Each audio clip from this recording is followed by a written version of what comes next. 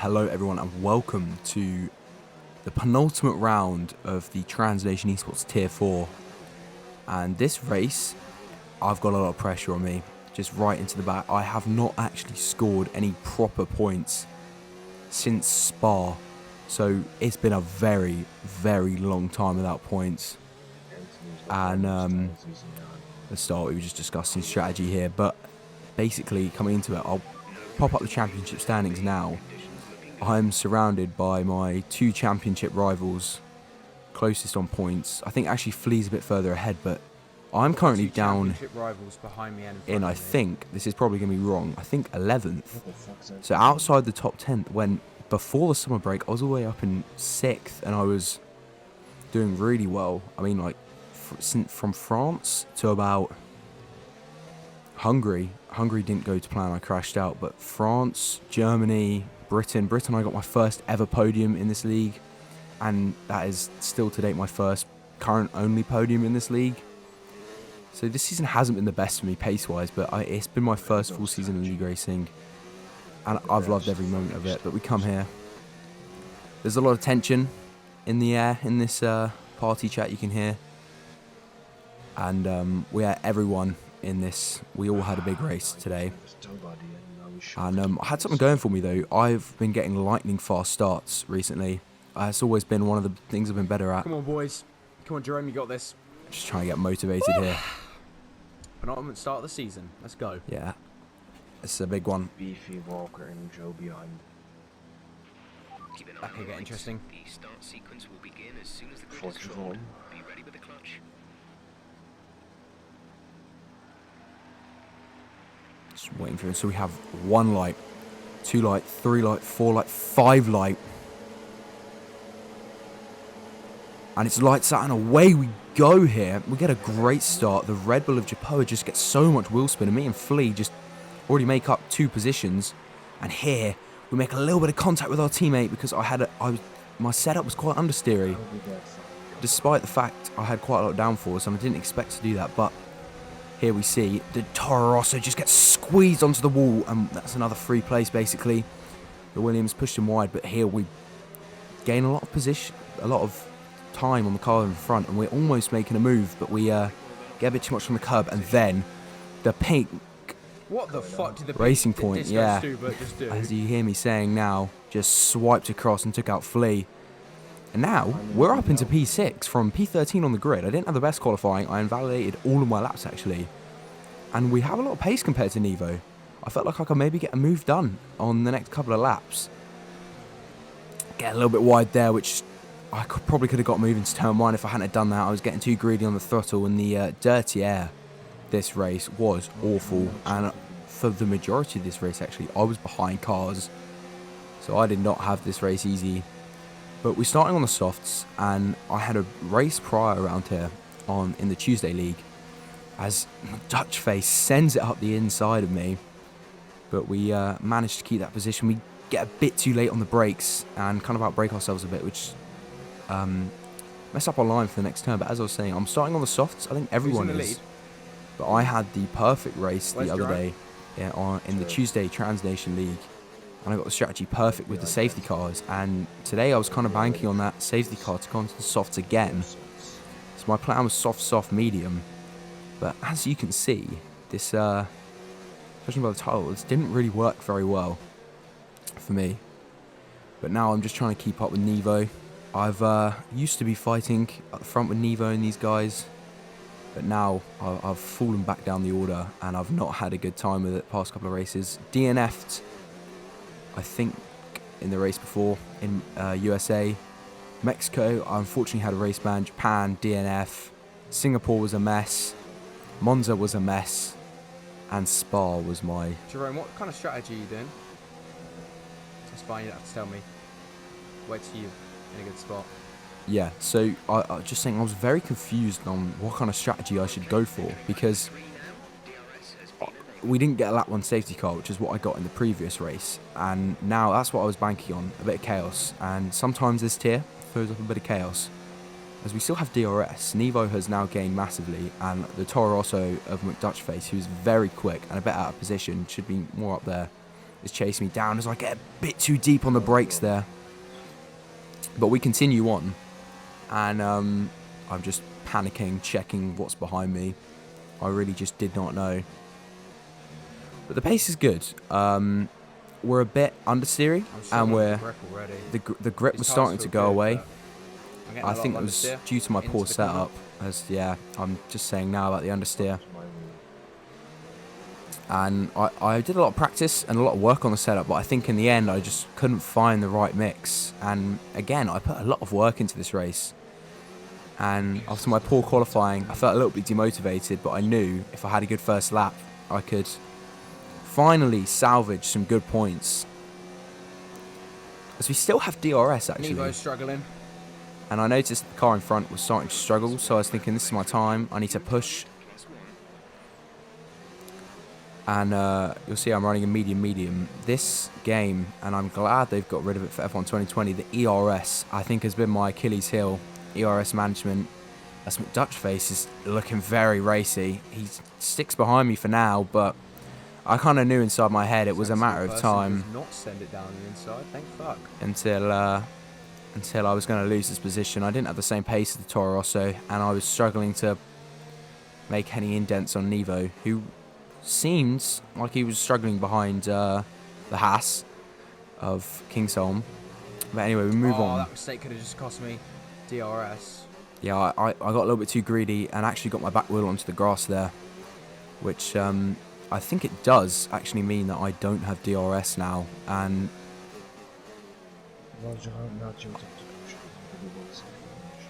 yeah, so the two people in my party were at the front, Ryan and Jerome, and you'll see us discussing it. Jerome is in the fight for the championship here, so as Ryan sets the fastest lap, as McDutchface does get the move done. That's a brilliant move around the outside, and I decided to stay sensible and not make a move, but he gets a poor exit, and the slipstream was working for me. I maybe didn't take the optimal line through there, but we got DRS again.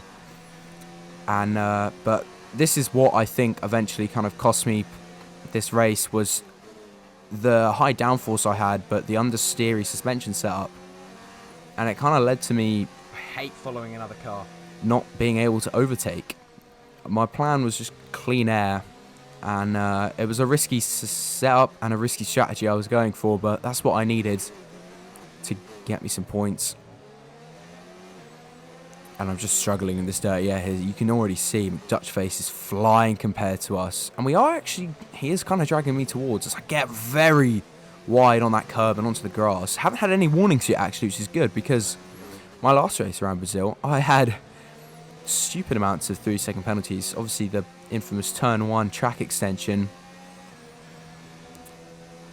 But we still have DRS, but I'm just not on the same level as McDutchface. And you heard me saying there, I did not expect that. Yeah, a bit shocked that we haven't had a safety car. There was a pretty big incident on lap 1 between Flea and the Racing Point.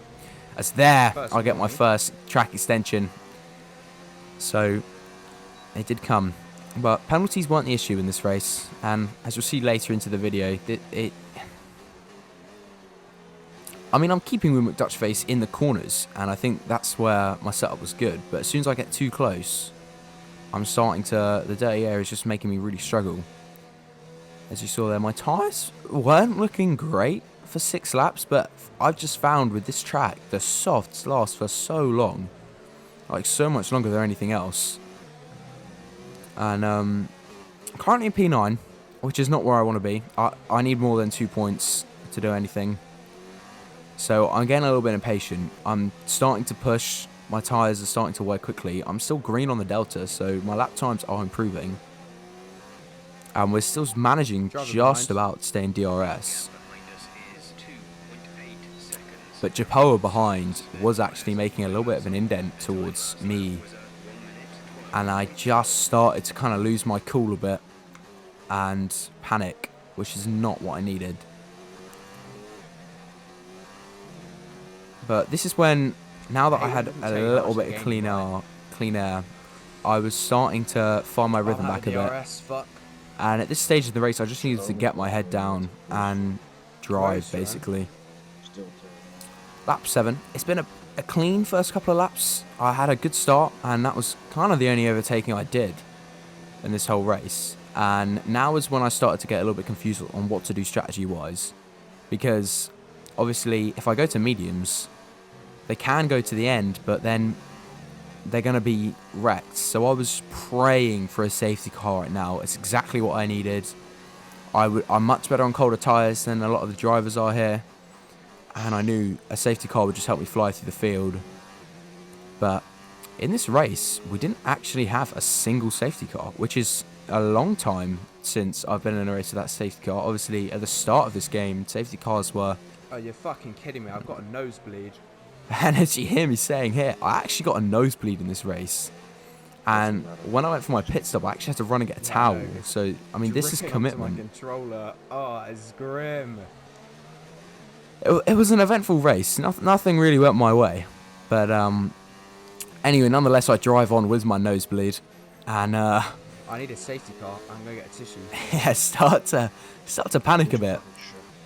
Luck was not on my side today. This I used up all my luck in the first half of the season, and now I'm starting to reap the downsides of being unlucky. But this is when kind What lap of are you pitting? my friends and the people in my party weren't very helpful on what to do. That's Ryan there, just giving me no information on strategy. I felt like I was struggling on these Are you going tyres. to the hards? Jerome, what are you going to? Yeah, but this was the issue here. None of us knew if the mediums would make it, and Ryan in the end actually went to the hards, If you which can cost tell him me the where race you win, go. I'd say. He didn't have the pace of Jerome and Anthony at the front as they went to the mediums and made it fine to the end. So in the end, it was mediums were the right call.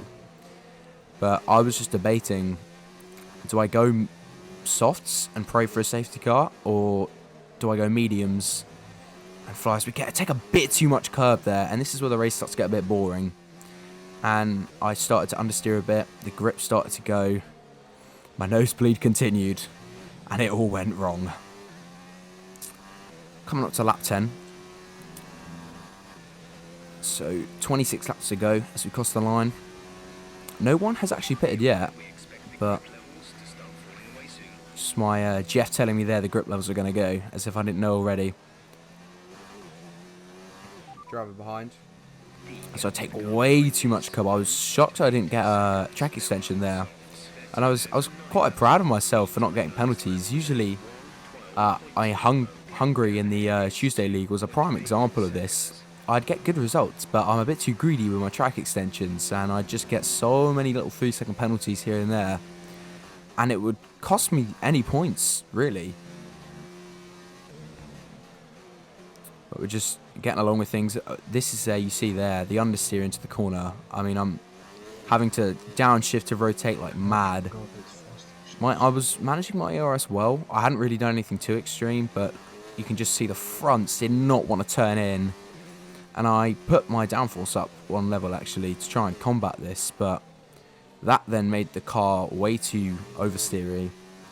And I mean, Brazil's a track where you want mostly your downforce on the rear and quite a soft front, because it's just high-speed corners 24/7 with a tricky technical second sector.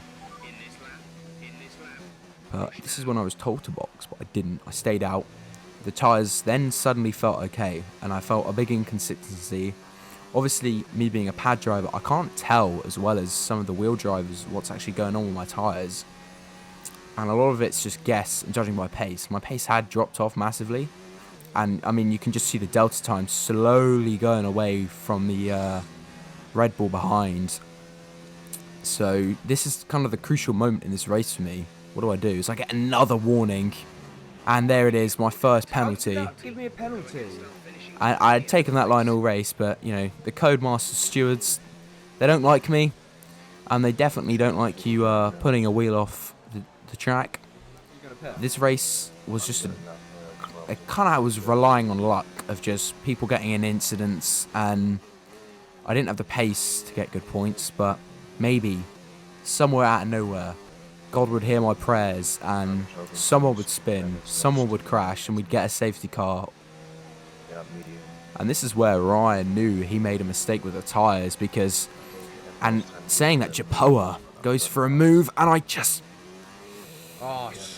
I I just took too That's my much fault, curb. I think that was a racing incident, but I thought just I didn't gave him enough expect space, it. It was but- quite a late dive bomb, and I knew he was there, but yeah, that was a low That point in the turned into a little race. bit- I might- So I think, yeah, Boxes that. we're pitting now Confirmed. We'll receive you at the end. onto the mediums. So I decided to go for the mediums because of the Ferrari doing it in front of me, and I thought this is going to be the best strategies. We're cautious into the pits, don't want to pick up a 5-second time penalty. And a few people pit behind me as Ryan goes past and have a decent stop.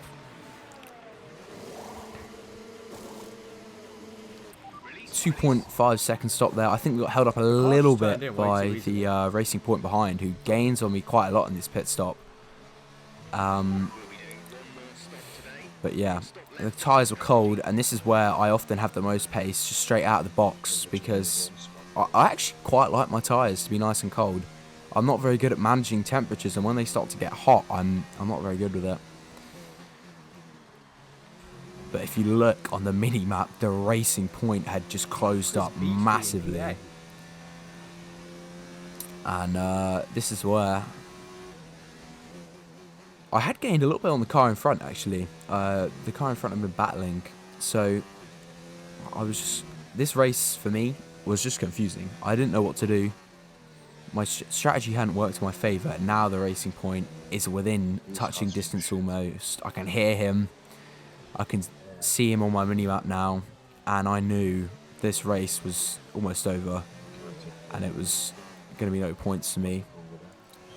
It's the Racing Point now right on my arse here, and he makes a move down the inside. He'd come from nowhere, and that lap just behind us, he had been so... But we make a lovely defend round the outside. I managed to keep the position, but here I start to kind of lose my cool a bit. I'd make that myself the widest McLaren in the history of F1, and he still gets through. And here, though, I just make a little bit of contact. In that corner especially, I was having a lot of issues being side by side with people there. But we have so much more pace. We send a really risky move up the inside.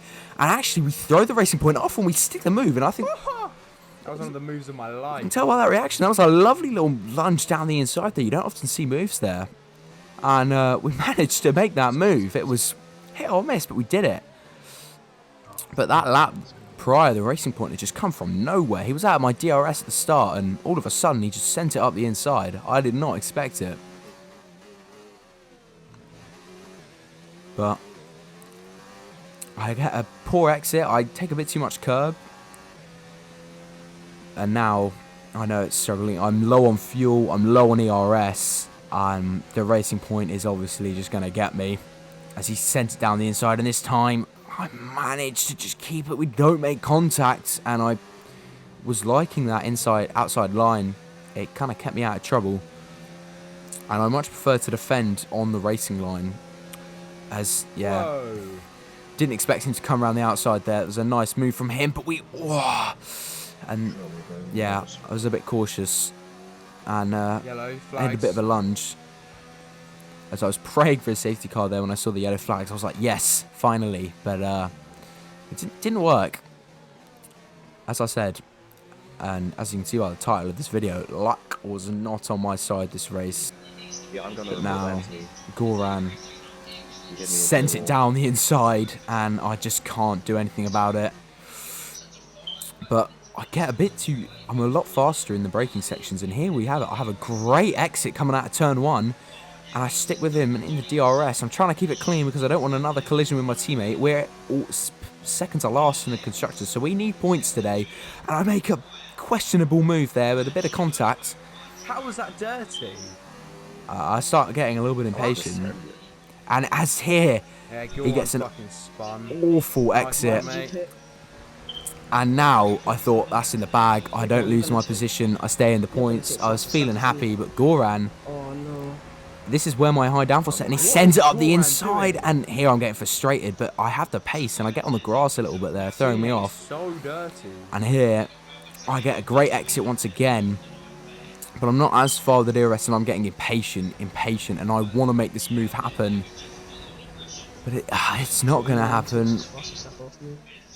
And we make a nice indent on this straight, which could set us up for a move on the next straight, We're sticking with him. We're right behind him. Goran has a big lock up into turn 1.